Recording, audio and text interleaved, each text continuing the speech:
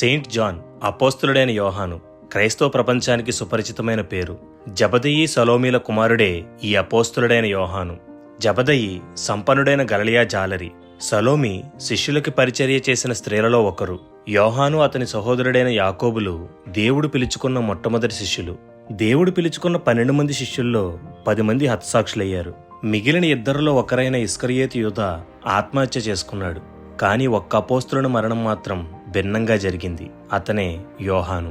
యోహాను దేవునికి అత్యంత ప్రియమైన శిష్యుడు. కొత్త నిబంధనలో కొన్ని పుస్తకాలు కూడా రాశారు. యోహాను కూడా తన తండ్రి వలె జాలరి వృత్తిని చేసేవాడు.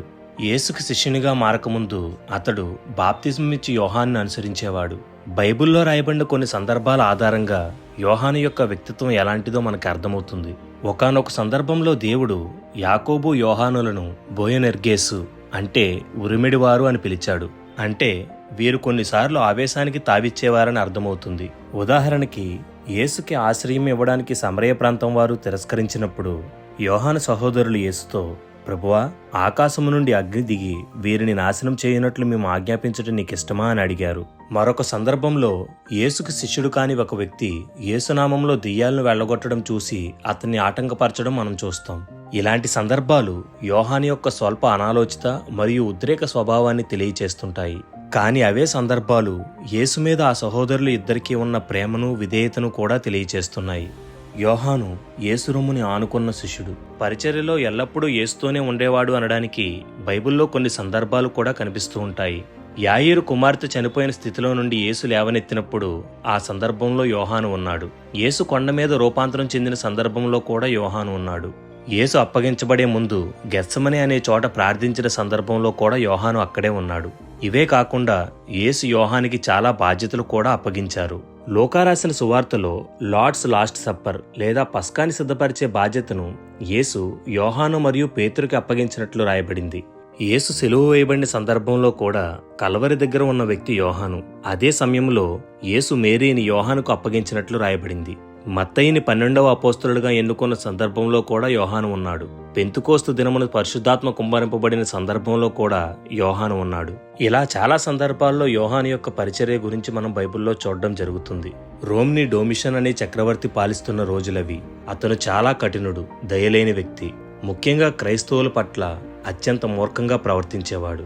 రాజ్యంలో నివసించే వారందరూ అతనికి నచ్చిన విధంగా మాత్రమే ప్రవర్తించాలి అని అనుకునేవాడు. అతను రోమన్ దేవుళ్లకు మాత్రమే మొక్కాలని, అతనిని కూడా దేవుడిగా భావించాలని కోరుకునేవాడు. క్రైస్తవులు మాత్రం ఈ విషయంలో డొమిషన్కి చాలా పెద్ద సమస్యగా ఉండేవారు. ఎందుకంటే వారు క్రీస్తును మాత్రమే ఆరాధించేవారు, క్రీస్తు బోధనలు మాత్రమే పాటించేవారు. వారు చక్రవర్తికి, విగ్రహాలకి ముందు తల వంచి ఆరాధించేవారు కాదు. ఇటువంటి పరిస్థితుల్లో డొమిషన్కి మరొక పెద్ద ఆటంకం యోహాను. యోహాను దేవుని ప్రేమను గూర్చి, ఆయన పునరుద్ధానం గూర్చి అందరికీ ప్రకటిస్తూ వారిలో దేవుని పట్ల నిరీక్షణను, నమ్మకాన్ని కలగజేస్తున్నాడు. జాన్ సువార్త చేస్తూ అనేక హృదయాలను గెలుచుకోవడం, అనేక మందిని దేవుని వైపు తిప్పడం చూసిన డొమిషన్ జాన్ ఎప్పటికైనా తనకొక పెద్ద ప్రమాదమని భావించి జాన్ని ఆపగలిగితే క్రైస్తవ వ్యాప్తిని ఆపవచ్చు అని నిర్ణయించుకుని సైనికులతో జాన్ని అరెస్ట్ చేయమని ఆజ్ఞ ఇచ్చాడు. సైనికులు జాన్ని చక్రవర్తి ముందుకు తీసుకుని వచ్చారు. రోమన్ జీవన విధానానికి వ్యతిరేకంగా జాన్ జీవిస్తున్నాడని, మత విరోధమైన సిద్ధాంతాలను బోధిస్తున్నాడని ఆరోపణలు చేసి జాన్కి మరణశిక్షను విధించాడు చక్రవర్తి.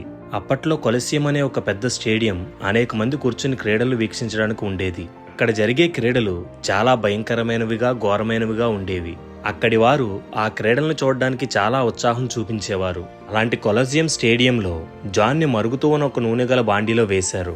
కానీ దేవుడు ఆయన నమ్మకమైన సేవకుణ్ణి రక్షించుకున్నాడు. చిన్న వెంట్రుక కూడా కాలలేదు. ఎలా అయితే షడ్రక్, మెషక్, అబేద్నెగోలను దేవుడు రక్షించాడో అదే విధంగా జాన్ని కూడా రక్షించుకున్నాడు. అక్కడ జరిగిన అద్భుతాన్ని చూసిన డొమిషన్ చక్రవర్తి షాక్ అయ్యి మరొకసారి యోహాను ప్రాణం జోలికి పోలేదు. జాన్ని అక్కడి నుండి పద్మాసు దీపానికి పంపించాడు. అప్పట్లో పద్మాసు దీపం రోమన్ చక్రవర్తి పాలన కింద నడిచే ఒక జైల్. అక్కడికి అత్యంత క్రూరమైన, కఠినమైన శిక్ష పడిన వారు మాత్రమే ఖైదీలుగా పంపబడేవారు. అక్కడ ఖైదీలు చనిపోయేంత వరకు భయంకరమైన పని చేయవలసి ఉంటుంది. జాన్ కూడా బయట ప్రపంచంతో ఎటువంటి సంబంధం లేని ఆ పద్మాసు దీపంలో పడవేయబడ్డాడు. పద్మాసు దీపంలో కూడా యోహాను అక్కడున్న వారికి దేవుని సువార్త చేసి వారు దేవుణ్ణి తెలుసుకునేటట్లు చేశాడు. యోహాను పద్మాసు దీపంలో ఉన్న సందర్భంలోనే ప్రకటన గ్రంథ దర్శనాన్ని కూడా చూశాడు. డొమిషన్ చక్రవర్తి మరణం తర్వాత జాన్ పద్మాసు దీపం నుండి విడుదల చేయబడి బయట ప్రపంచంలోనికి వచ్చాడు. ఎఫెసుకు చేరుకుని వృద్ధాప్యంలో కూడా యోహాను దేవుని పరిచర్యను విడిచిపెట్టకుండా చేశాడు. అనేకులకు సువార్తను ప్రకటించాడు. యోహాను తన వృద్ధాప్యంలో సహజ మరణం పొందాడు. దేవుడు తను ఎన్నుకున్న వారిని తన పని కోసం ఎలాగ వాడుకోగలడు అనే విషయాన్ని యోహాను యొక్క జీవితం ఎంతో స్పష్టంగా తెలియచేస్తుంది.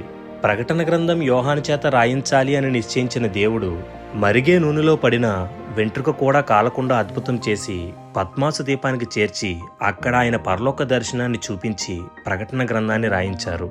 ముసలితనం వచ్చే వరకు అనేకులకు సువార్త ప్రకటిస్తూ సహజ మరణం పొందేలా చేశారు.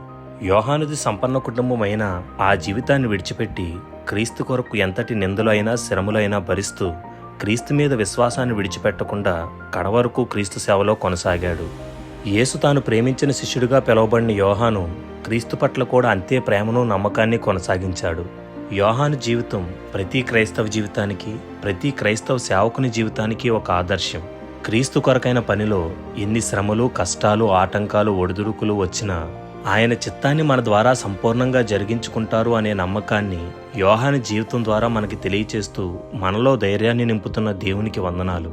ఈ స్ఫూర్తిని కొనసాగిస్తూ మనం కూడా ఆయన సేవలో ఎటువంటి ఒడిదుడుకులు వచ్చినా వెనుదిరగక ముందుకు సాగిపోవాలి అని కోరుకుంటున్నాం.